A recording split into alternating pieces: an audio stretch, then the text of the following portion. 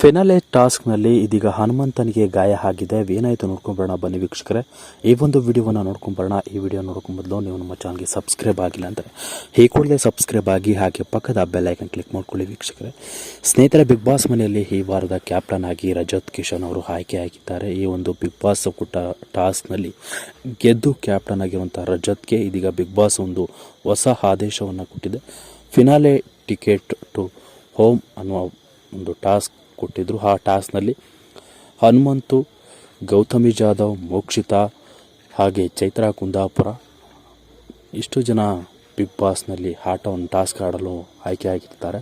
Big boss ಮನೆಯಲ್ಲಿ ಹನುಮಂತ ಮತ್ತು ಚೈತ್ರಾ ಕುಂದಾಪುರ ನಡುವೆ ಏಕಾಏಕಿ ಒಂದು ಬಾಲ್ ಹಿಡಿಯುವ ಒಂದು ಟಾಸ್ಕ್ ಇರುತ್ತೆ. ಆ ಬಾಲ್ ಹಿಡಿಯುವ ಟಾಸ್ಕ್ನಲ್ಲಿ ಬಾಲನ್ನು ಎಷ್ಟು ಕಲೆಕ್ಟ್ ಮಾಡ್ತಾರೋ ಅವರು ವಿನ್ನರ್ ಆಗುವಂಥ ಒಂದು ಟಾಸ್ಕ್. ಈ ಟಾಸ್ಕ್ನಲ್ಲಿ ಅತಿ ಹೆಚ್ಚಾಗಿ ಹನುಮಂತ ಬಾಲನ್ನು ಕಲೆಕ್ಟ್ ಮಾಡುವಂಥ ಸಂದರ್ಭದಲ್ಲಿ ಚೈತ್ರಾ ಕುಂದಾಪುರ ಅವರು ಬುಟ್ಟಿಯನ್ನು ಎಳಿತಾರೆ. ಆ ಒಂದು ಸಂದರ್ಭದಲ್ಲಿ ರಜತ್ ಅವರು ಫೋಲ್ ಅಂದರೂ ಕೂಡ ಹನುಮಂತು ಕಲೆಕ್ಟ್ ಮಾಡಿದ ಬಾಲನ್ನು ಕೆಳಗೆ ಬೀಳಿಸ್ತಾರೆ. ಸೊ ಆ ಒಂದು ಬುಟ್ಟಿಯನ್ನು ಹಿಡಿಯುವ ವೇಳೆ ಬುಟ್ಟಿಯಿಂದ ಕೈಗೆ ಗಾಯ ಮಾಡಿಕೊಂಡ ಹನುಮಂತು.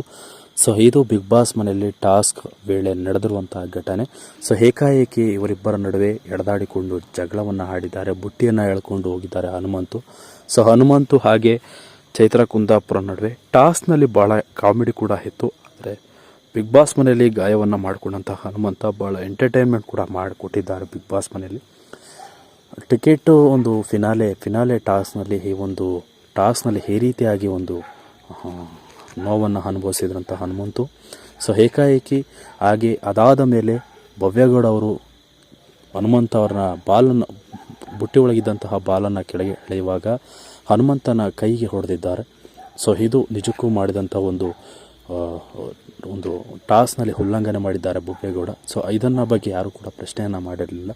ಸೊ ಹನುಮಂತಗೆ ಈ ರೀತಿಯಾಗಿ ಟಾರ್ಗೆಟ್ ಮಾಡಿದ್ದಾರೆ.